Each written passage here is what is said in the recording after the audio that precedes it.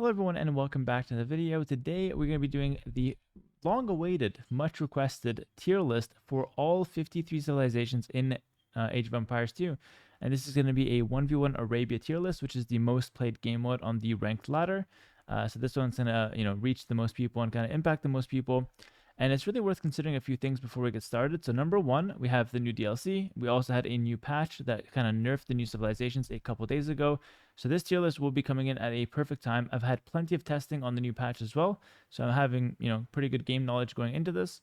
And then the second thing is that we finally got a brand new version of Arabia. There's no more neutral deer when there's a chicken map. They fixed, that massive middle hill covering the entire map. They fixed that one. And they also spread out the neutral resources. So the game is a lot more diverse. It's less about, controlling the middle hill. It's less about pushing down the center. The map seems a bit more open, a bit more balanced. And the one caveat with the Arabia map right now is that there's a lot of hills around the sides. So I'll be mentioning that here and there. And the last and final thing worth mentioning is that right now we have a really strong strategy with early game militia or early game infantry units being quite popular. This is mainly because half the games have chickens, and most of the time there's going to be some kind of exposed resource that you have. And so early game army is going to be kind of meta on these versions of Arabia. Most of the time the Arabia maps are not that open as well, to the point where scouts dominate. It's going to be kind of a balanced gen that's kind of open but not really. And so the meta for that is usually early game infantry, and so the civilizations that can do that are going to be higher up on the list. And generally speaking, the strong early game civs are going to do better than the slower civs that take a long time to get going. So with all that said, let's go ahead and hop right in. And my editor is going to be putting up for every single civilization. He'll put right above me the civilization bonuses so you guys can follow along as I go through the civilizations, which is perfect. So let's go ahead and hop right in. Last thing, we're going to build it bottom to top. So I've got the civ tier list already built on my side. I'm going to build it with you guys slowly. So it's going to be from bottom to top, so from worst to best. And then from right is going to be the worst civ, and all the way to the left side is going to be the best civ. So the best civ is going to be top left, and the worst civ is going to be bottom right. Should just remember that as we go through it. So starting off, we have in the F tier, we have the Cumans. And this is going to be the absolute worst civilization in the game. And this is going to be a perfect place to get started with the conversation, because the Cumans have always been kind of near the lower end of the tier list on 1v Arabia, because they rely heavily on the 2-town center boom. And, they just want to kind of get going from there. They also get, strong-ish feudal options, with the ram being okay, the cheap production buildings like archery ranges and stables. But really, the Cumans kind of just got outpaced by so many of the other civilizations. And I feel like the only way that this civ can actually do anything nowadays is by going for the 2-town center boom. But unfortunately, the 2-town center boom kind of dies to early game infantry. Early game infantry is the perfect counter to Cumans adding in a town center. And so the Cumans are most of the time forced into just making archers and playing defensively, and then trying to push in late feudal age. But they just don't get many savings to do that. And I feel like largely Cumans have just been power crept out of the meta. And I think they're still okay, but it's not something I'd recommend for a 1v1 Arabia civ at the moment. Moving on to the second worst civ, we have the Sicilians. So the Sicilians coming in at just a little bit better than the Cumans. And initially, when I was making the tier list, I actually put Sicilians as the worst civ. But after thinking about it and considering it, I switched it with the Cumans. And the reason is the Sicilians are pretty bad. However, they did get a massive buff with the fact that Horsecaller now applies to existing farms, which is a huge buff to Sicilians. That being said, it still doesn't change their core problem, which is just lacking correct and strong units, as well as any kind of power spec throughout the game. In the past, their sergeants were actually pretty good because they tanked a lot of arrows, but they've since been nerfed. Listen, I think Sicilians are really good new bashing civ, or really nice anti-meta civ if you like to dungeon rush. But at high level, or even against players that know how to counter it, it really just isn't the strongest civ at the moment, and not one worth considering. I will say though, it has one saving grace. The sergeants do pretty well against men-at-arm rushes, so you can kind of defend against men-at-arms and militia using the sergeants. But even then, the men-at-arms move faster than the sergeants ever so slightly. So I just feel like because you can't chase down men-at-arms, your sergeants push them away, but you don't clear them, so it doesn't really solve the issue. And so for that reason, I'm kind of putting Sicilians, near the bottom of the list. Next up, we have a civilization that I kind of love, and it used to be a really good civilization. Nowadays, it's pretty horrible, and that's going to be the Britons. And it's really a shame to see the Britons fall from grace so much and so far. But it's really hard to justify putting them anywhere else. Most maps are going to be not decided by just one archer unit or one archer mass anymore. The meta is a lot of fighting, a lot of early game skirmishers, a lot of like infantry plus skirmisher combos that really pressures the Britons. And before, Britons was like a passive civ that used to open 1 or 2 militia, or like 2, 3 militia, let's say, and then try to secure a fast castle right away. But all the changes that they've been making over the years have just forced more early game engagements. Like adding chickens means you have to be further out from your base. It means like your start is going to be slower. You can't really greed as much. Having a situation where you have many hills all over the map is not something that favors Britons. Britons wants to have that one middle hill like we had on the old patch, and it doesn't really want to have many smaller hills on the sides. That favors civs that are more mobile and that can take advantage of different areas of the map. There's a lot of other factors that go into it, but really the bottom line is that Britons are just not powerful enough to be like a strong archer civ, and oftentimes they just get beat by people going infantry and skirmishers in the early game. And like at best, you're kind of squeezing your way to lombos with Britons, and you can kind of win certain matchups if your opponent misplays. But you're never really in control of the game, and I just feel like the civ is really just not that strong. You could even make the argument that they're weaker than Sicilians, by the way, but just because I feel like they have a better late game than Sicilians, I'm going to put them a bit higher up. And show some respect for the once great Britons here. And lastly, for the final civ of the F tier, we have the Teutons. The Teutons are going to be a civilization that does okay in certain situations and has some good options. Actually, it's not even that bad of a civilization. It also does get a nice eco bonus, saving one on farms. But unfortunately, I think it's just too slow paced to be like keeping up with some of the stronger infantry civs in the early game. And at the same time, it also doesn't really have a great late game. So like you're playing a slow game, but you're not really building up into like a winning late game. So Teutons is one of those civilizations that is kind of in the middle of like a good late game civ versus a decent or good early game civ. And I just feel like it doesn't do enough on either side, unfortunately. And so it ends up being in the F tier. Still, I put it higher than these civilizations because I feel like the Teutons has a higher chance of actually winning the game just on like sheer Knight Skirm or like, decent siege push or like monk resistance. It has some things that can actually get it wins, which I think is kind of cool. All right, so that's it for our F tier. Was I calling it the D tier, by the way? That is the F tier. These are F tier civilizations, the worst of the worst. Still playable though, in certain cases. If you're like a master of these civs, you can still make them work. But overall, not civilizations I'd recommend to pick up for this meta. Next up for the D tier, we're going to start off with the Bohemians. Again, similarly to the Britons and the Teutons, it's kind of a slow civ to get started, doesn't really get too many bonuses in the early game, also struggles to something like infantry and skirmishers in the early game. But the only reason I give it D tier is I feel like, and not F tier, is because I feel like it has, pushes that can actually change the tide in Castle Age. So something like Hand Cannoneer, all in Hand Cannoneer Siege can be really strong in certain matchups. Hand Cannoneer are countering Fire Lancers, and it's countering the Champion Warriors, which are 2 meta relevant units at the moment. So having Hand Cannoneer is quite good in your arsenal in Castle Age. And in general, chemistry, crossbows, and castles not too bad. You're scaling to a decent late game, albeit not that good because it's more about the mobility nowadays on Arabia and less about that middle hill. Thank God. Like I'm really happy with that change. But that change does push out certain civs like Bohemians out of the meta. That being said, Bohemians does not belong in the top tables of Arabia because it's more of an arena civ anyways. And by the way, expect an arena tier list within like 10 days or maybe 2 weeks as well. So if you're excited for that, leave a comment below and let me know. Next up, we have the Turks, and I'm not going to spend too much time on the Turks, but it's a very similar reasoning to Bohemians. Slow to get started. Late game is a bit better than the Bohemians, though, because you have much better late game options, but I feel like the lack of Elite Skirm makes it a little bit more fragile than Bohemians, so they're pretty interchangeable. I think the Turks are slightly better, but they're both the same concept. Takes too long to scale, and they have some clear weaknesses that are hard to get around. Following this up, we have the Goths. Now, the Goths are probably the first civilization here, if I can find them, that is good at making early game infantry work. They have like early game infantry bonuses. You can do like the 2+2 militia into men at arms, which is a very popular meta strategy at the moment. But honestly, I just feel like the Goths don't do that as good as you think they do, because they get some discounts on the infantry, but you're not always spamming that much infantry, so the discount you get is kind of limited.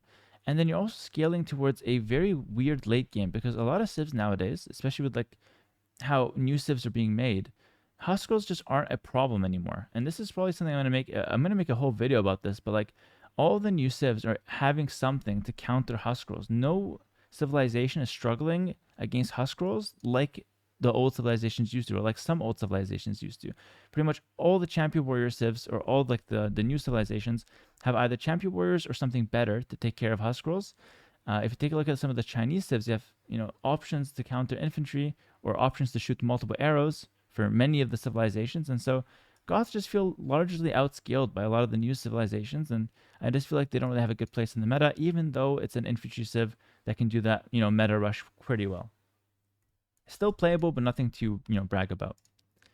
Next up, we have the Spanish. The Spanish is kind of a slow civ to get started as well, similar to Turks and Bohemians, but I would say that it's got some decent things to keep it, kind of developing through the early game. And I think the explosiveness it has in the mid game sets it apart from some of the slower civilizations that we see here. The missionaries did get a nice buff in the recent patch as well that lets them pick up relics, which is actually a really huge change for the Spanish. Without that change, I would have considered them a bit further down the D tier just because Turks do have a better late game. But being able to secure relics with missionaries is a huge plus for a lot of the mid games you're going to find yourself in. And missionaries in general is actually just a really good unit right now, benefiting from the cav armor as well. So between the missionaries and the conquistadors, I feel like Spanish always have some kind of firepower in the mid game that can kind of turn the tide from that weaker early game. And next up, we've got the Bengalis. Now, Bengalis, similar to some of these other civs, again, it's slow to start civs. You do get the extra villagers with Bengalis, but those take quite a while to pay off, and you don't really have anything else in those moments to lean on. And specifically, what I don't really like about the Bengalis is that you don't really have the best units in the mid game. You're missing knights, you're missing camels, or any other regional unique unit that you can rely on for any kind of mobility. You have the elephant archer, but it's like a slow kind of like down the center push. Actually, elephant archer is quite good, but it doesn't really serve the role of what I'm looking for the Bengalis. And I just feel like you kind of get outscaled because even your late game, which is supposed to be the Bengali strength, I feel like you can't really use it as well on how open the Arabia is at the moment for 1v, or rather how open Arabia is in the late game for 1v1 Arabia at the moment. You can't really push from one side anymore, which was kind of Bengalis' biggest strength.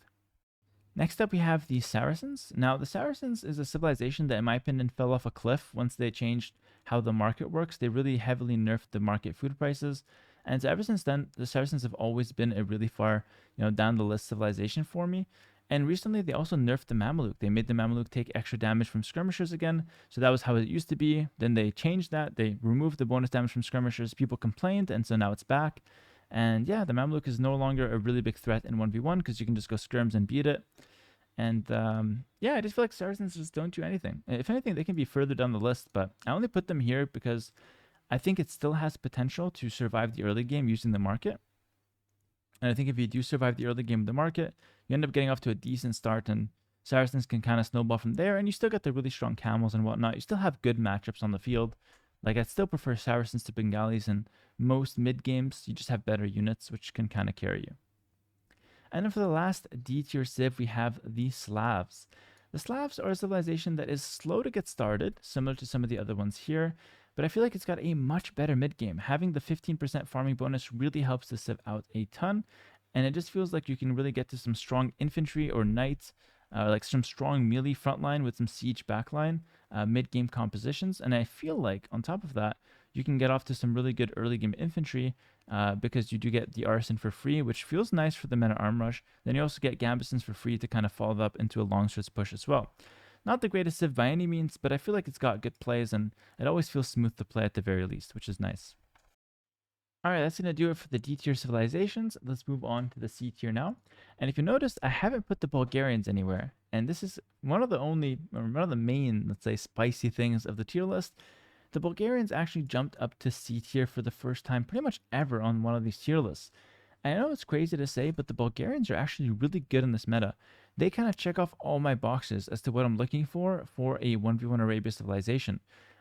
That being said, I know I'm saying this, I put them at C tier, which is still quite low, but they're at C tier for the main reason that they've always been low tier, is that they just don't have any great eco bonuses, and so you have to kind of fight your way to any kind of advantage. And they also have some weaknesses in the tech tree here and there. But overall, the civilization's not bad, and it fits the meta perfectly. Early game infantry with the free meta armor upgrade is really nice. You have that longsword follow-up as well, which is pretty cool. But I think the main thing about the Bulgarians is because there's all these little hills on the sides of Arabia nowadays, that is the perfect opportunity to push with Krepos and always find a hilly angle on your opponent. Or you push your opponent's middle, so you push straight down the center of the Bulgarians, and you force your opponent to expand into the hilly sides of Arabia, which is very hard to like fit town centers and get some proper farmland going. And so Bulgarians having a strong early game that can lead into a Krepos follow-up end up being pretty strong. And on top of that, I showed in a recent game that you can go petards from Krepos and actually get some cool plays going in the mid game, which I didn't expect to be that effective. And so for all those reasons, I'm going to spike Bulgarians up to C tier. I feel like they really fit the meta right now, and it's a perfect time to pick them up and play them if you like the Civ.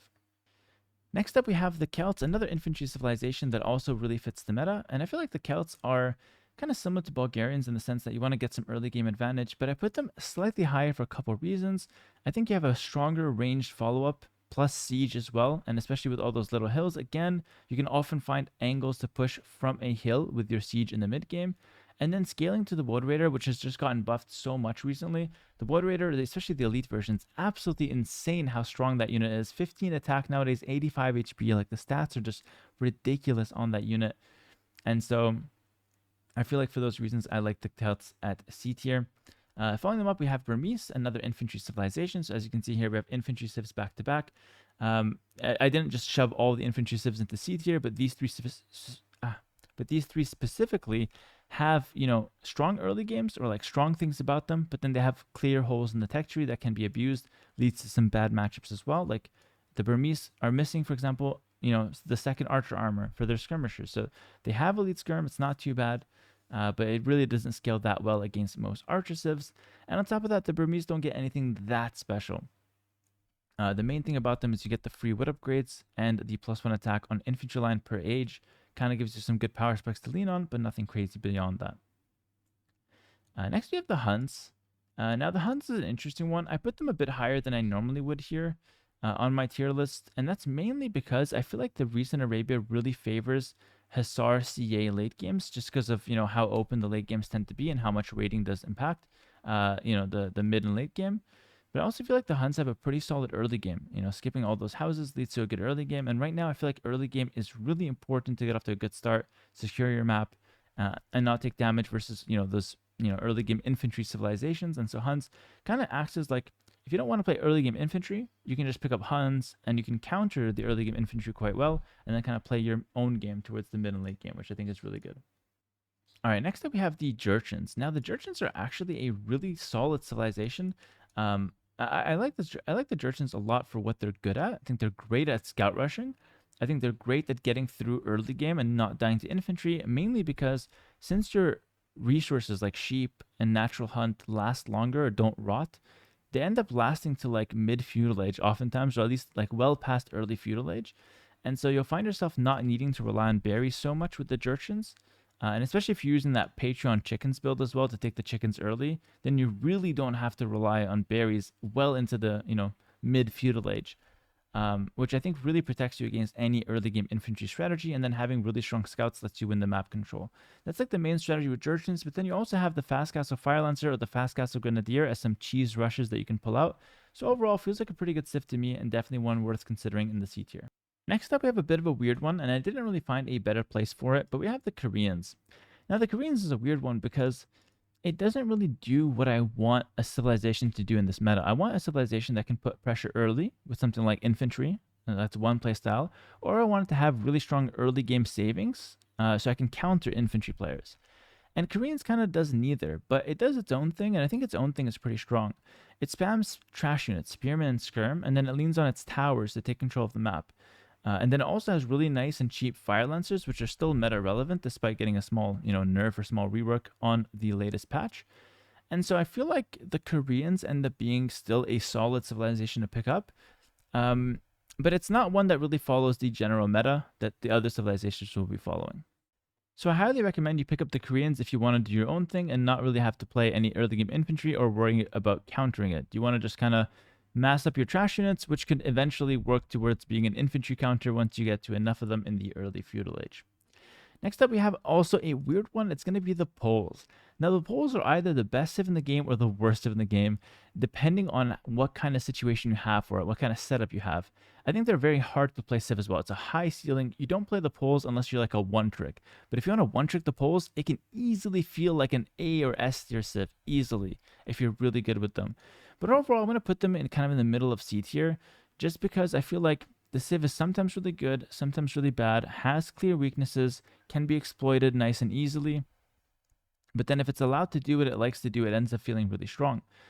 Having a nice 15% refund, or like, the 15% pulls farm bonus, you guys know the one where you get the food instantly, feels pretty nice. It does fit in with the horse collar coming in late as well. I think they do give you the extra food once you do get horse collar later, which I think is kind of cool. And in general, the poles just do really well with those like extended feudal ages, like scouts and towers. It feels like super broken once you can pull that off. Late cast age spamming knights is amazing. And then having just generally one of the best late games in the game. The only weakness that poles have is that they're kind of weak to early game infantry. Like, you're forced to defend with the healing villagers against early game infantry, which is just not as good considering how strong men at arms are nowadays and how strong like Flemish militia are, or like champion warriors can be. And so poles end up just not being the craziest civ into those. But if you're able to somehow defend and kind of, maybe tower or kind of play smart with some walls early, it can feel really strong once your farms get going. Next up, we have the Burgundians. The Burgundians feel like a poles, but made easy. Like, you get early game economy upgrades for cheaper, and you get them one age earlier, so you have a strong economy. But then you also have the Flemish militia that you can lean on. Now, the Flemish militia did get nerfed. It's now only 40 HP instead of 45 HP. But that doesn't matter. The strength of the Flemish militia is how spammable it is and how cheap it is. And I really think that the Burgundians being able to make Flemish militia right away to survive any early game or to pressure any slow civ feels like such a good cheat code to just pass through every early game. I don't put it higher up on the list though, just because I feel like it's not that powerful of a civ. I think you need to play relics, but it's obvious that you need to play relics. And so a lot of times you don't really have the setup to play for the relics. Yeah, you have an okay early game, you get through it with some nice economy upgrades, but then what do you really play in the mid games? You're lacking bloodlines, so Castle Age, cav archers aren't really the best. Going for Cavalier takes quite a long time and is somewhat predictable. And I feel like your Flemish militia kind of fall off in the Castle Age now that you can't, wheel them around in the siege tower like you used to. And so the Burgundians just end up feeling like a decent civ, can work, can have some really good games. It's relatively okay against everything, but nothing too crazy at the moment, in my opinion. Play them if you like them, but if you don't like them, just stay away from them, no problem. Next up, we have the Berbers. A slow civ to get started, but I think the civ does insanely well in the current meta, just because I feel like it has something against every civ. So if you're playing against an archer civ, you can lean on the Genitor. I think the Genitor does amazingly well at, pretty much everything you need it to do. Chases down archer units, counters them beautifully, scales with the elite Genitor into the late game, all the good stuff. And then you have Knight Spam against any like Cav or Infantry Civ. Just leaning on your Knight Spam is honestly a really good thing to, you can just get, cheap Knights, cheap Camels, cheap Light Cav. It pretty much affects you every single game. And the biggest weakness of the Berbers is a slow, kind of, weak early game, but the fact that your villagers move a little faster helps you defend against men-at-arms. It's one of the few civilizations that can consistently defend against men-at-arms without losing too many villagers. And I feel like that's a pretty good bonus for them to kind of stay alive. It feels like poles, but you have a better chance to stay alive with Berbers. And then you're potentially scaling to a somewhat even mid-game. To like a stronger mid-game, but a somewhat even late game. Maybe poles is slightly stronger, depending on what kind of comps you get to. But yeah, overall, I feel like Berbers have a great late game. And you just have to survive that early game, which is made a little easier thanks to your villagers moving a little faster. And then for the last civ of the C tier, we have the Muisca. I know a lot of you guys are probably watching this tier list to hear what I have to say about the new civilizations. We'll talk about the Muisca here right now, as it's the first of the new civilizations that I'm putting in, and I do consider it to be the weakest at the moment. Now, it's by no means a weak civilization. I think it has interesting bonuses, and it's overall, I think it has great units. Like the Temple Guard feels amazing, but it just feels like it's a late game unit. The Champion Warrior, by the way, let's talk about it now, is still a really good unit. It's just not that good in the early game. So they gutted the Champion Warrior in the early game. I think that Dark Age Champion Warrior rush or like cheese or whatever, it's not dead, but I feel like it's heavily nerfed to the point where it should be out of the meta. It shouldn't be meta. It should be like, you go for it if you like that style, but it's nothing crazy anymore. It can feel still a bit cheesy, but it's not going to be like game defining like it used to be when it came out. And so, Muska was never good at that anyway, but the Feudal Age Champion Warrior Rush did also take a hit because they made the upgrade in Feudal Age more expensive. It takes longer to research, takes longer to get your champions out, but the champions in the mid game are still really good, and so you can still lean on them for the Muiskas quite a bit. But I just feel like the Muiskas don't really get anything crazy. Honestly, you get very little eco bonuses. You get cheaper settlements, which is nice. Settlements in general are really good though. So any settlement civ is going to be like higher than most civs, to be honest. Like I can never put any of the new civs in F tier because the settlements automatically make them better than all F tier civs because settlements are actually just really good for early game. Being able to make a settlement on a gold mine and on a wood line, or on a berries and on a wood line, to just go up to the next stage with one settlement leads to some crazy builds and strong early games. And then you can use that strong early game to kind of develop your champion warriors and whatnot. And so, where I put Muiska is probably just top of C tier because I think they can make use of the champion warriors to a decent extent. You also have really good options, in late game as far as military goes. But I think you're a slow civ to get started. And it feels like a lot of the monk bonuses that I have are kind of like situational for Arabia, more of like an arena thing. All right, that's it for the C tier. We're going to be moving on to the B tier now. Starting us off, we have the Magyars. Now, the Magyars are a civilization that hits the bottom of the B tier because it doesn't really have any strong early game infantry to lean on, or so you'd think. It turns out that just getting to Feudal Age and making some spearmen with +1 attack is a pretty good way to go about things. Or even if you just go for early game infantry and get that nice Feudal Age +1 attack power spike, ends up being pretty good. But the main strength of the Magyar is their really strong scout rush, combining the +1 attack that they get as a civilization bonus with another civ bonus that makes their scout rush or their scouts cheaper, making for a crazy good scout rush in the early game. And in general, just getting that +1 attack on your scout in Feudal Age is a really nice tempo advantage in early Feudal that lets Magyars kind of get the lead and keep it throughout the early game. They also have one of the best late games in the game at the moment, just absolutely insane, especially without that middle hill. I can't stress how important that is for a civ like Magyars that doesn't get bombard cannons, that can't really fight that well in one spot. It's more like a raiding civ. Having that middle hill not be a thing anymore in most Arabia gens makes Magyars infinitely better in the late game. So I'm so happy to see the civ come back to like a respectable, like strong mid to late game civ due to the map having been changed. And it feels like Arabia again, which is great. We had this like 1 year where it just felt like Gold Rush, and it was so incredibly frustrating to play. We had civs like Bohemians feel like really unstoppable. We had civs like Koreans feel unstoppable because they just push you down the center, and you're just sitting there with Magyars, which is supposed to be a good civ, and you're just dying to like Fire Lancers, and castles and towers down the center, which feels really awkward on an Arabia map. But anyway, we're past that, and Magyars are back to being solid. Still not anything higher though, because it's a bit predictable in its opening, and it's a little slow to get going despite having good early game options. So still nothing crazy, but it's a solid pick, and it can beat any civ if you play a good game. Next up, we have the Dravidians, a civilization that I used to meme on a lot. Me and Viper went back and forth. I still think the Arumi Swordsman is a horrible unit though. That unit is terrible. But it has good other options, and honestly, the Elephant Archer is a really good option for the mid game for the Dravidians. It firing faster makes it really strong and hard to deal with. But unlike the Bengalis that are slow to start, so like getting to Elephant Archers is weird with Bengalis because you have like no momentum. Dravidians actually get momentum in the early game. You get like really nice wood savings, or you get extra wood per age up. Then you also save 50% of all barracks upgrades. Which just gives them like those two bonuses in combination, kind of like the Magyars, gives them really insane early game strategies and early game momentum. And then combining that with a third bonus, which is the skirmishers firing faster, you can really see how the Dravidians are like a top tier early game civ. And now that longswords are respectable in the mid game again, like Gambeson's got changed, longswords got buffed a few patches ago. Dravidians actually have decent follow up despite having a bad stable. So I like the Dravidians, and I like them at B tier.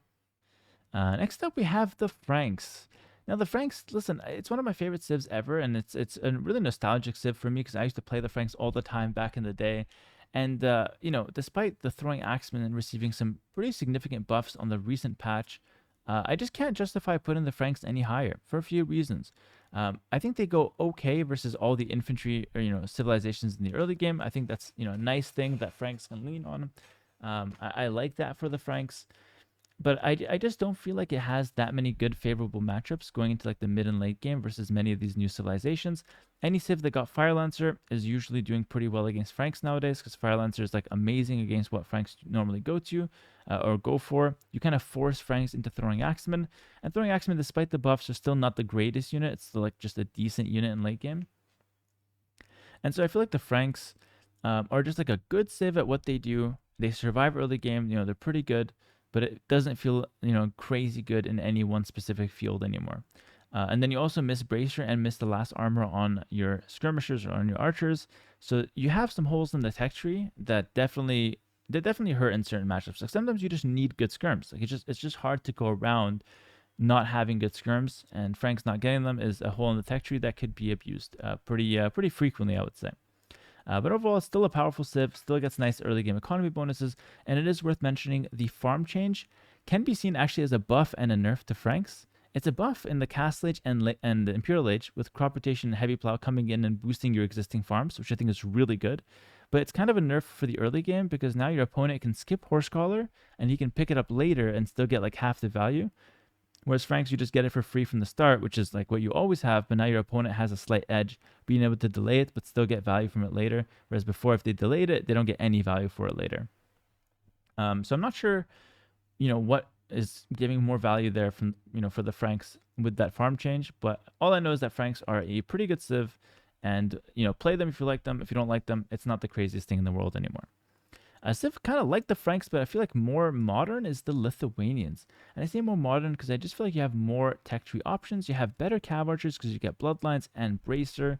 And I believe, the last armor upgrade as well. So you end up being much stronger than the Franks with the cav archers. You also get Thumb Ring as well. So miles ahead in terms of cav archers for the Lithuanians compared to the Franks. You also get just as good Paladin if you're able to pick up some relics.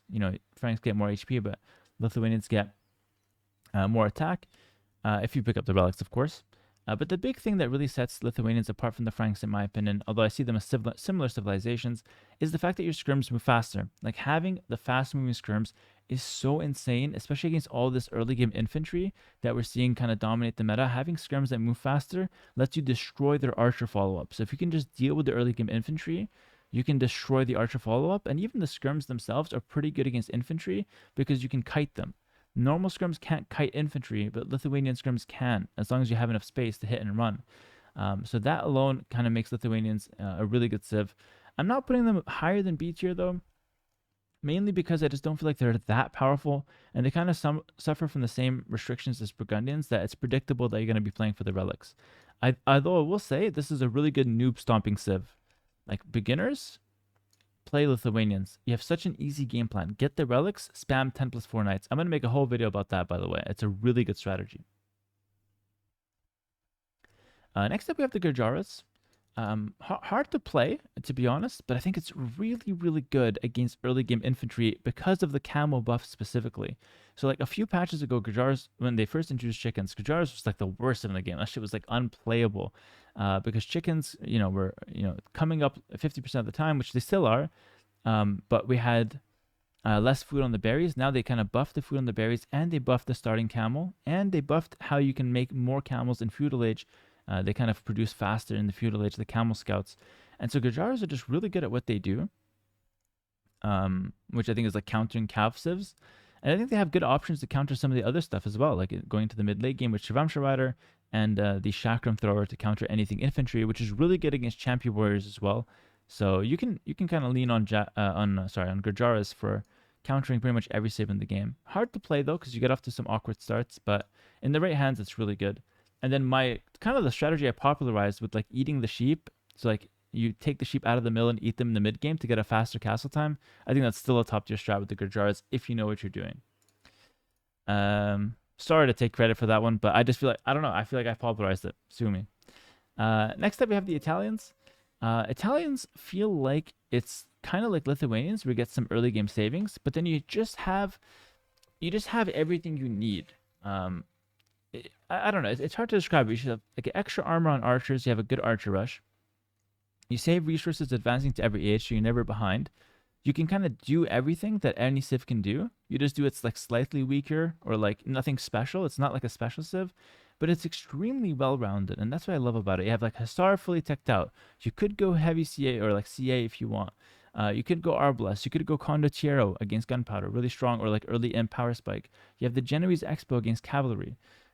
You have Bombard Cannons if you need them. You have literally everything in the book that you can ever ask for. You have good Monk Tech tree. You have good Siege.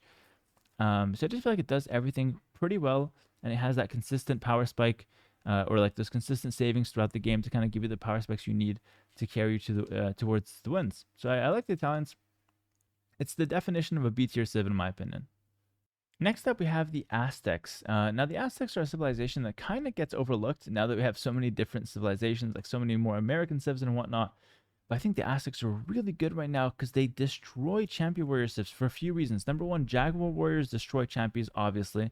But also, the Champion Warrior civs don't have a good answer to monks. They tried to make it so like slingers are a counter to monks, but I'm not buying it. Like, really, the only civ that has a good counter to monk from the Champion Warrior civs is the Tupi. We'll get to that later. But most civilizations that have Champion Warriors don't have access to Eagles and don't have access to Scout Cav. And so they hard die to monks, and Aztecs are a great monk civ. And so Aztecs ends up being a really good civ to counter 3 out of the American civs. So like Incas, Muisca, and Mapuche are hard countered by the Aztecs in my opinion. So yeah, don't sleep on the Aztecs. Very strong civilization to counter some of the new civs. And it's also pretty good against most civilizations being able to play Eagles. Eagles are still strong, even though the champions here, Eagles is still good at what Eagles are good at. Eagles have been made cheaper recently, so 20 food, 50 gold, their original price basically, which is quite cheap. And then you also get access to everything that you want out of the Aztecs. So I just feel like it's a pretty good civ overall, and definitely one to look for if you want to play a Meso civ. Next up, we have the Japanese here. So the Japanese, shout out Spirit of the Law, of course. It's a really good civ, man. I think, again, like Japanese went through cycles where they were just like the worst in the game. But now they're on the upswing. They're super good for the meta. That early game, like 2 militia into 4, or even just meta arm straight up, really strong.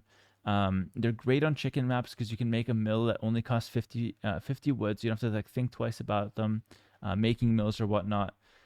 Really good early game. Really good cav archers for the mid game as well. Mid late game, towers to control the map in late game. Really really strong with the Asama, of course.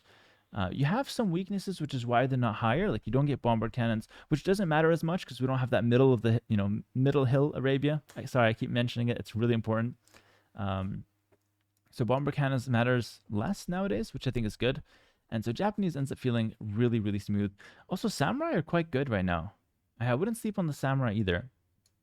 Yeah, Japanese is perfectly placed here in my opinion. Solid mid-tier civ, one of the best out of the infantry ones. Really good follow-up in most cases. I just love the civ. I think it's great. Super fun to play too. Next up, we have the Malians.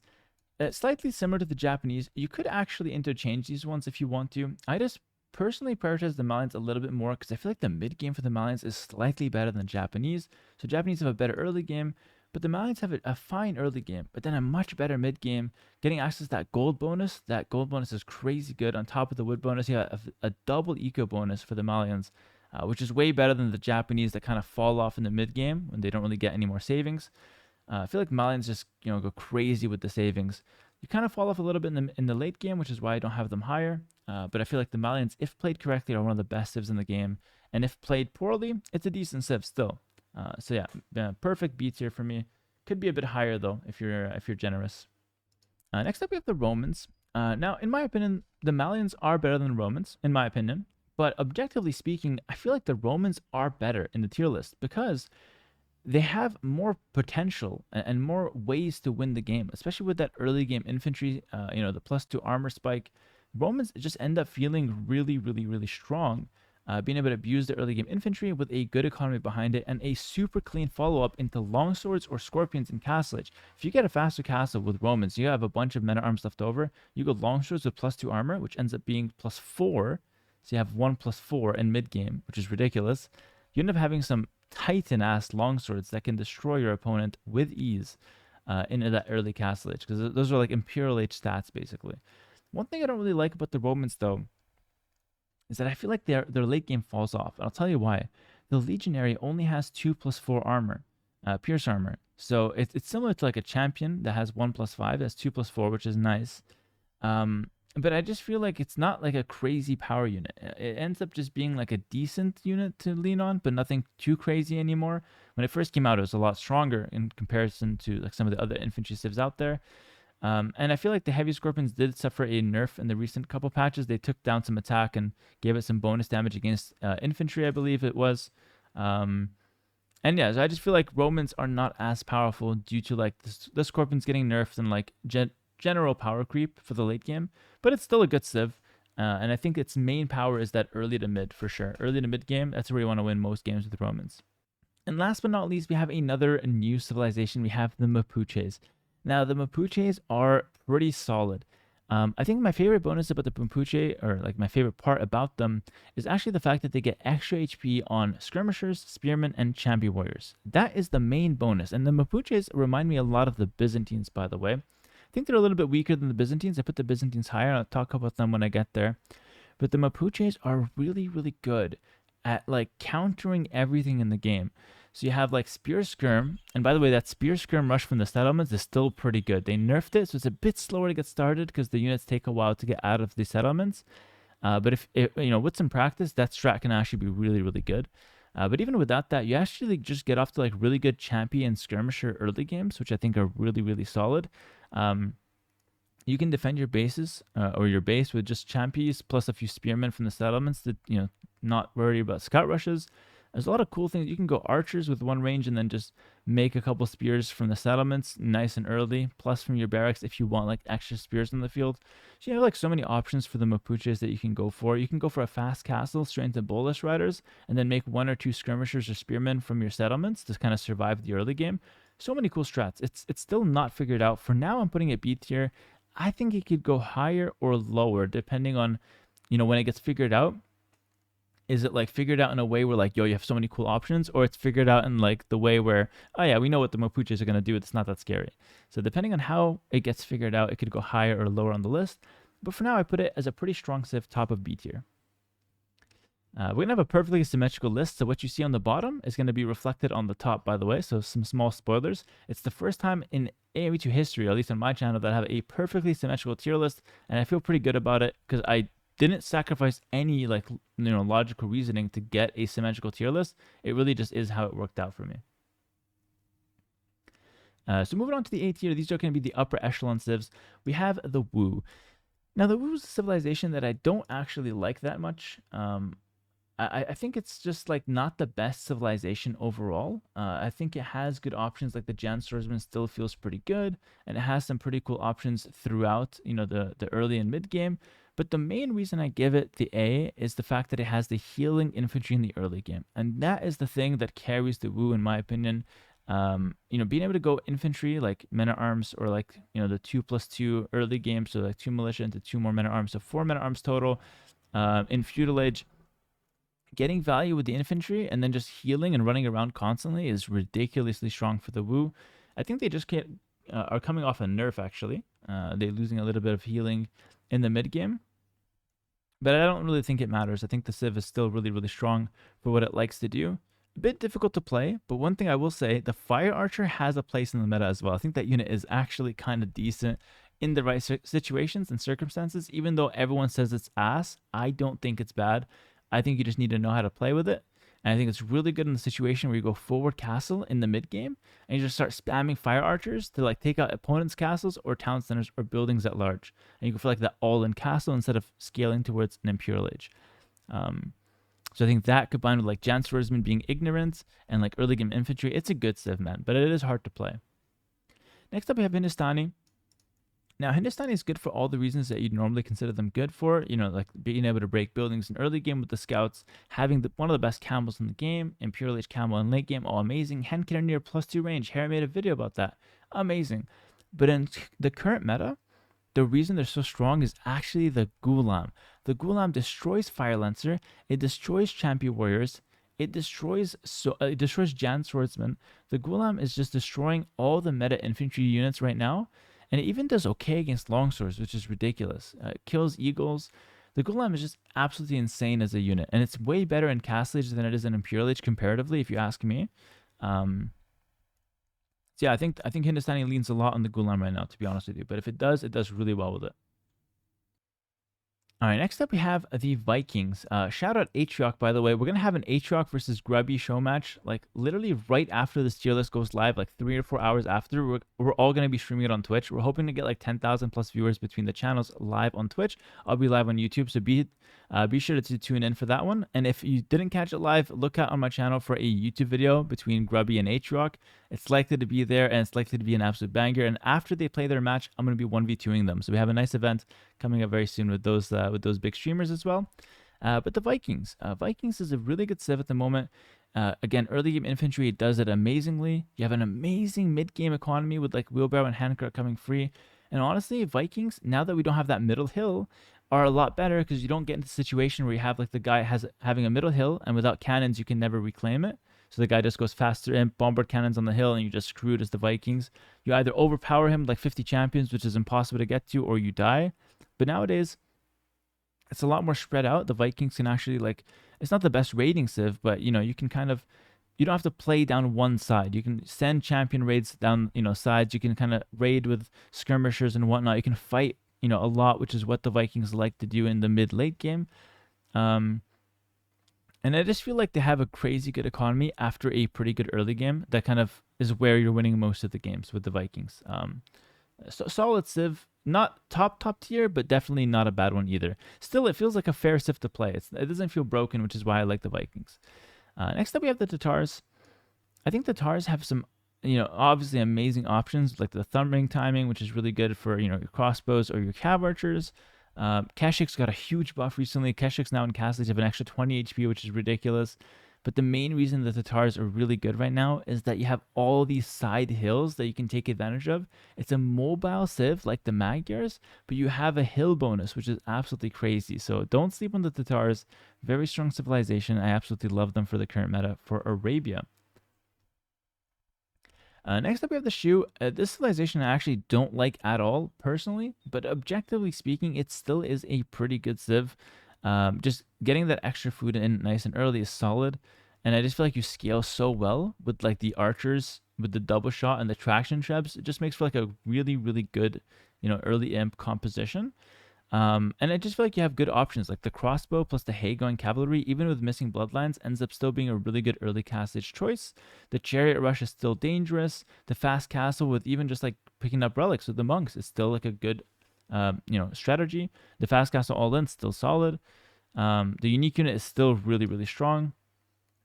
So the Shu are still doing what the Shu do best, and I don't feel like the champion warrior civs are really pushing them out of the meta, because I think the Shu have a pretty good early game to deal with those guys anyways. And if you get to the chariots, I think you're going to be fine dealing with champion warriors for the most part. Like just a few chariots can keep you kind of safe. But yeah, it doesn't feel like a great civ, doesn't feel like a bad civ right now. But I think it just does what it does well, and so that's why I put it at the A tier. But it's probably the civ I'm most unsure about, to be honest with you, and I just don't know if that's personal bias, me just not liking the civ, or maybe I'm just misjudging it objectively. Let me know what you guys think in the comments about the Shu. Next up, we have the Ethiopians. I think the Ethiopians are a civilization that does really well in the early game, which is why I like to put them so high up. Getting the extra 100 food, 100 gold makes them one of the best early feudal and early castage civilizations in the game. You get access to nice men at arm rushes, followed up with nice archer rushes or archer follow up that shoot faster. And then late game, you have everything you need. And I also feel like the Shotels now are very usable, especially against cavalry civilizations or even cavalry archer civilizations to some extent. Like Shotel Skirm is a really good anti-cav archer composition for the Ethiopians. And then, of course, you have your strong Torsion End and Siege that you could lean on if needed, but that really comes up in Arabia. But yeah, Ethiopians, super solid civ at what they do. And you have a good early game that kind of carries them into this current meta. Next up, we have the Armenians, one of my personal favorite civilizations, but one that is also insanely strong. Amazing economy, decent early game. It's a bit slow to start because you need your double bit axe to carry or to kick in before, you know, kind of developing your economy further ahead than other civilizations. You need that double bit axe that, you know, has extra value for the Armenians due to their civ bonus. However, one thing that really matters, sorry, I want to really put some emphasis here, is the mule carts. And you'll see with the next civ coming up, it's going to be the Georgians actually. The The mule carts just gives you such an advantage on 50% of your Arabia games because you can make a mule cart, take all the chickens nice and early, and then just run the mule cart somewhere else, like to your gold, and you save on a whole mill or mining camp compared to a normal civilization. So, just having mule carts is really, really strong. And besides that, the Armenian champions right now is generally one of the best units in the game. Like the Armenian champions are legit, like they're really good, great value. You get good monks, you get the unique unit is quite relevant. Just a great civ overall. Next up, Georgians, same exact thing with the mule cart, really, really good. You get off to a solid start as well. So you can easily counter infantry civs just by being up faster than them, either going scouts or archers to deal with them, or you can just go infantry yourself with having a good early game. Depends on what you want to do and how you want to play it. Although I do recommend going infantry against civilizations that aren't likely to go infantry. So if your opponent is going infantry, you should try to counter it with like archers or scouts or something. And if your opponent is a slower civ like Koreans, then you can pull out the infantry with the Georgians and it could work pretty well. But yeah, really good civ, scales to a good mid-late game as well. Really just can't go wrong with the Georgians in any capacity. Next up, we have the Byzantines. Now, the Byzantines, and I did mention them for the Mapuches, I want to talk about them here. The Byzantines are similar to Mapuches. It's a civ that counters everything, and that's mainly coming from the 25% discount on camels, pikes, and skirms. Now, the reason why that's better than the Mapuche in some way is just because I feel like the camel is the big thing there that helps you against so many of the cavalry civs out there. And if you're talking about something like the Mapuches have the champion warrior, but I feel like the camel tends to get more value than the champion warrior being strong. And the Mapuches don't get a discount on their units, they get extra HP, and I feel like the discount's better. So for those reasons, although these civs are quite similar in what they do, I feel like the Byzantines are slightly stronger. That being said, the Boldest Riders give the Mapuche good power in the mid game. So you can kind of pick and choose which one you like, better. But overall, I feel like objectively speaking, and if you consider the matchups, I feel like Byzantines is going to be slightly better overall. I will say though, champion warriors could be a problem for the Byzantines, and I thought about that. However, champion warriors are just flat out weak to monks, and so I think Byzantines can just go you can even just go camels and monks, and I think you do really well against champions. Camels just the tank, they're cheap, they just tank, and then monks are just really good against champions unless they mass them up a lot. And then by the time they mass them up a lot, boom, you just go Catafax with Byzantine. And now the champion warrior player is cooked. And so that's the kind of thing where I feel like, the Byzantines, the Byzantines end up being quite solid at, most games. And then in certain games where there's something tricky on the field, the Byzantines can lean on some of their other options to counter them. And it's not like Mayans or Aztecs with Eagle Warriors. Eagle Warriors don't die to monks because they have the resistance to conversions. The champion warriors do not, and that's the big difference. And that's why I don't think Byzantine is that scared of civs like the Mapuche, for example. Last but not least, we have the Incas, and that's going to be kind of a new civ because it's gotten changed quite a lot. And it's a settlement civ, which I think is a really good boost to the Inca early game. You still have the house bonus, which is another boost to the Inca early game. And then you have the champions, which I don't know if that's better than the Eagles, but I think overall it kind of is still. Incas is a bit slow to start. You have to really lean on your settlements. But then in the mid game, with the discounts really kicking in, it's an insane civilization. So I don't know, man. I like the Incas a lot. I think they're a really good civ in the mid-late game. They do exactly what you're looking for. And I think the civ is maybe a bit slow to start, but amazing once it gets going. And it has, I think, the best champions in late game. I think, because you get that extra armor on them. You get them fully upgraded, you get them cheaper. I think it probably has the best champions in late game, but I could be wrong about that. Could be up for debate. All right, finally going to the S tier and S plus tier. These are the best civilizations in the game, and you can just see the list down here. Starting off with the worst of the best civs, we have the Mongols. Now, the Mongols have been in the S plus category in the past. They have been the best civ in the game at certain, in certain patches. But in this patch specifically, I think they're a good civ, they're a great civ, but they're not one of the best for a few reasons. And mainly because half the games you're getting chickens, and chickens for Mongols are good, but they're not as good as the deer because you have to make that extra mill, which kind of slows you down. So you're still, stronger than your opponent comparatively, but you're not as strong as you could be with the Mongols, so you don't get as good of an early game power spike. And some of the infantry civilizations can do quite well against the Mongols, so that's kind of the things holding it back. However, you still get off to a fast and strong start, and on the chicken maps, you can actually send your scout forward to lame. So in certain chicken maps, you just send your scout directly towards your opponent. Yeah, you can either find sheep or steal his boar, both of which can really cripple your opponent. And fun fact, if you steal a boar from a champion warrior civ, I'm not going to say it's impossible for them to catch you with the champion warrior, but it's very difficult for them to catch you with the champion warrior and stop you if you're already past the champion warrior coming back to your base. So that's something that kind of helps you against some of those newer civs. But yeah, Mongols ends up still feeling like a really strong early game civ. It still has one of the best late games, and it kind of gets carried in its mid game by cav archers, Mangudai, and step lancers. I like the civ a lot. I think it's really good. Its weaknesses is probably chicken maps against infantry civs. I think that's kind of like how the Mongols can kind of fall behind. The 2+2 on chicken maps can really screw the Mongols over.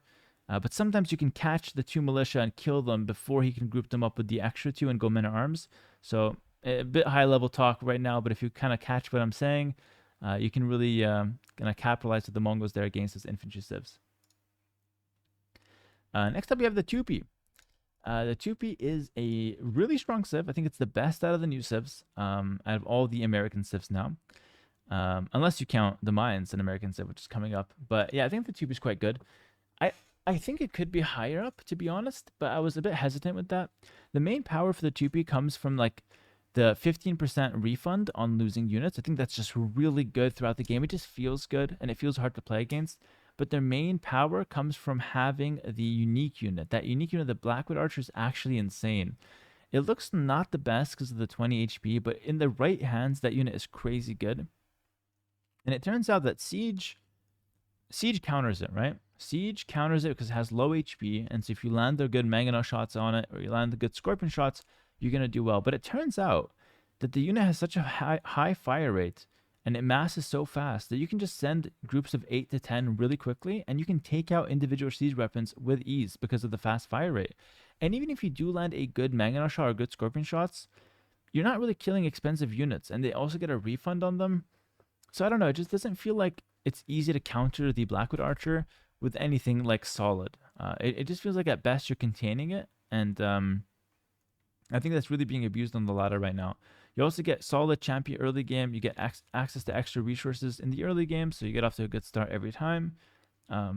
It's just an overall pretty good civ overall. They also get the Ibera Pema Warriors. I don't think those are that good, but it is worth mentioning that is an extra option for the civ. But overall, I think you're leaning on the Blackwood Archers and Champions for most of your games. Next up, we've got the Malay. I'm not going to spend too much time on them, but it's a good early game infantry civ that gets the infantry armor right away when it advances to the next age. And like Bengalis, it gets extra villagers in a way because you advance to the next age faster. It's a bit slow to start though because those extra villagers that you do get need time to pay off.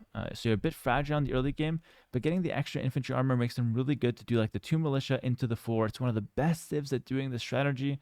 And I think that strategy alone makes Malay S tier. If you wanted something to one-trick, I think one-tricking that strat with Malay is really, really insane. Like I actually might do it myself, not one-trick, but I might, experiment with that strategy myself for tournaments. I think it's really good with the Malay. Decent late game as well. You get everything you need, and longsword line that doesn't cost gold can come up in late game as well. Not too bad. Also, elephants with Malay is really solid. I've been experimenting with those, and they're really, really good. Next up, you have the Khitans. Khitans. It used to be one of the best civs in the game when it first came out. It kind of fell from that a little bit. I still don't know exactly where to put it. It's another civ that I'm a bit confused about. A lot of those like Chinese DLC civs haven't really been testing that much. But what I can say from the Khitans is I just feel like you always get off to a decent start. You're kind of a bit weak to like early game infantry. But what I found is that if you just go like scouts and skirms, and you kind of hold, maybe you need a tower or something, then you destroy infantry civs in the mid game, right? Because you get the step lancers like cav with extra attack, cav archers like heavy cav archer and castlage. You get the options that destroy, infantry civilizations in the mid game. And so really it just comes down to like surviving the early game and then making pastures. And if you're able to do that with the Khitans, you end up having a pretty good game.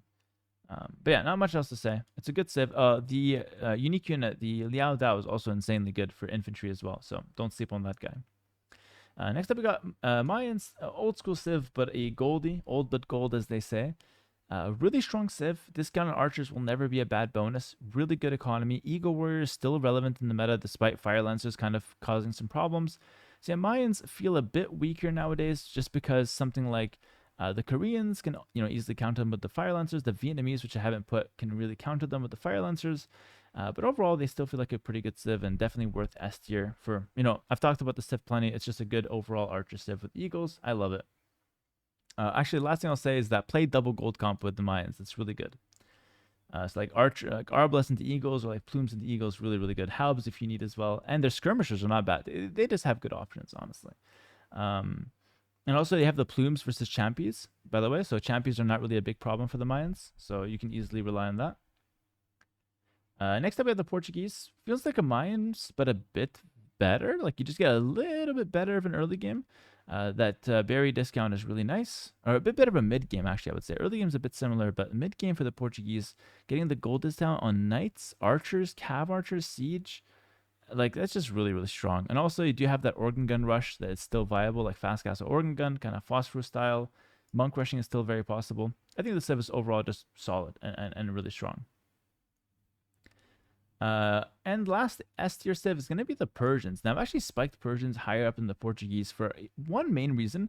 Portuguese kind of struggle against spear skirm rushes, so I feel like it could have some bad matchups against something like Mapuche, Incas, and Byzantines, which are going to be kind of popular. And so I feel like Persians end up being a little bit better in the sense of you just get extra stuff for free with Persians. You always get up to the next stage with +1 vil because your town center works faster. You get +50 food, +50 wood at the start of the game. Makes you not ever have to worry about getting a bad start. And then you just get off to a really solid mid-late game. Early mid-game. Really solid. You get everything you need. Cav archers and castle age with Parthian tactics are possible. And then late game, the Savar. The Savar is really good. It's one of the few cav civs that can consistently get to their power, their power spike, their paladin unit. Because the Savar tech is cheaper than paladin, comes in faster, and also has an extra pierce armor, which is super relevant. So yeah, Persian Savar is just kind of crazy, and it's kind of like the main reason why I keep it S and not like top of A. And last but not least, we have our S+ tier civs. These are the best civilizations in the game. These are civilizations that I think are like, if you're going to a tournament, you want to pick one of these civs on Arabia, in my opinion. So starting off, and I'll put them in order here so you guys can really get, pick my brain a little bit about what I think is the best civ on Arabia right now. I think the worst out of the bunch is the Khmer. Now, the Khmer is really, really strong, and obviously it's the worst of the bunch, but still better than all of these civs, in my opinion. It gets most of its strengths. Like, if you look at the bonuses top right of the screen here, you think, like, this civ doesn't get much. Like, it looks so weird. The bonuses look weird, but I made a whole video about this, I think, on YouTube, where I talk about the Khmer is loved by pro players because those bonuses that look weird are actually really good in practice. And I have a couple build orders on my Patreon that, like, if you're looking for a quick elo, or a civ to like main, Khmer is by far and away one of your best options in the game at the moment. Just because you can do builds that no other civ can do. You bypass so much early game cheese because you can garrison in your houses. And sorry, I do want to mention 2P can garrison in settlements, which is really good, which is why they're one of the best civs out of the new ones as well. So it's a little side note there. But yeah, back to the Khmer. The Khmer can garrison houses that dodges early game cheese. You don't need any barracks to make your stables. You always save 175 wood plus build time. You don't need a mill, so you can actually skip your mill in certain builds, which is crazy. Like, the civ is just good. You get really nice farmers as well.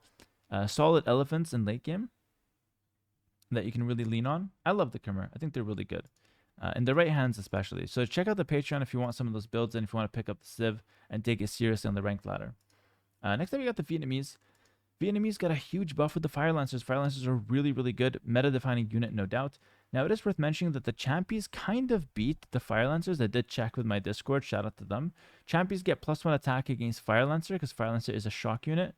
But I still feel like the Fire Lancer is still meta-relevant. It counters mainly skirm cav comps. That's where like the Fire Lancer does really well. And I feel like the Vietnamese can really lean on that.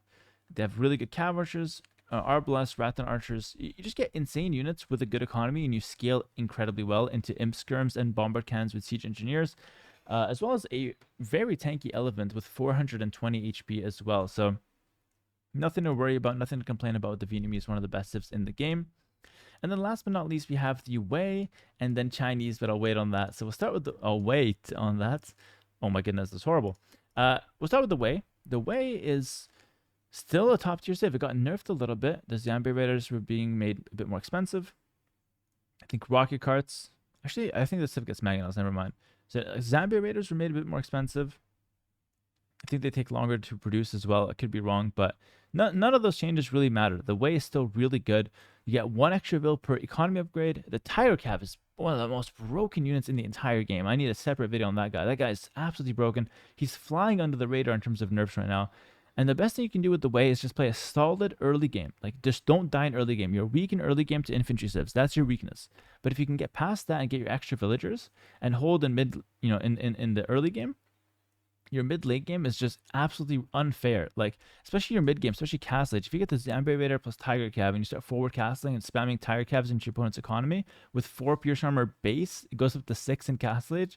Hello, a 6 Pierce Armor unit in Castle Age that also gains attack and HP every time it kills a non-villager unit is ridiculous. Like, that unit is completely broken 100%. It's like not even a question if it's broken or not. It's for sure broken. It should get nerfed. The devs are sleeping on it. Wait till the next DLC, guys. Bring your money. The way is like the #1 most abused civ right now in high elo, if you ask me. The only civ that beats it consistently, in my opinion, is the Chinese. And the only reason it beats it, talk about the Chinese now, is because the Chinese always gets off to a good start. You get Loom right away, so you don't have to worry about any early game cheese, be it from Eagle Warriors, Champion Rushes, anything. You always get off to a good start. Deer or chickens, you don't really mind. It's kind of, both work for the Chinese. You're not really worried about that one way or another. And Chinese just get everything you need. They lost their camel privileges, but I don't think that matters because they got the Fire Lancer, and Fire Lancer is a lot more meta relevant anyways. Chickanews were made better. You have rocket carts now, which are actually like most of the time better than mangonels. And yeah, it just ends up being the best civ on Arabia once again. And I also think that because you don't have that middle hill on Arabia, on this version of Arabia anymore, you don't have bomber cannons with Chinese, and it matters less that you don't have bomber cannons. So I think for all the reasons that I mentioned in previous tier list videos and why the Chinese is really good, all those still apply. But now they just got better because the version of Arabia favors them more, and because they've only gotten buffed since the Chinese DLC has come out. All right, so that's going to do with the tier list, and look at how perfectly symmetrical it is. 4-4. Then you have 7-7, and then I think 10-10, and then you have 11 in the middle. It's just beautifully symmetrical. This is the tier list I'm going to be using for my civ requests on stream as well from now on, and I'm really happy with it. I think it really sums up the current meta right now. You have some spicy picks like the Bulgarians being pretty high up, like the Wei being in second place might be a bit spicy. Mapuche in the mid tier could be a bit spicy. I have some spicy picks here and there that I think is going to be interesting for you guys to think about and try out for yourselves. But as always, make sure to like, comment, subscribe, and share this tier list on Reddit or with your friends so more people can see it. I'll be posting it on Twitter as well to kind of make the rounds. But yeah, I hope you guys did enjoy my commentary, and yeah, that's pretty much it. Check out the Patreon if you guys want to get access to any of those exclusive guides and content, and keep an eye out for more awesome videos on the channel. Thanks for all the support recently. It's been great. The videos have been doing really well. Keep supporting the channel by linking my videos to your friends and watching them from start to finish. That really helps a lot. And it just really, YouTube loves that. YouTube loves when people watch the video start to end. So anyway, if you made it this far, thank you very much for all the support, and I'll see you guys in the next one. Peace.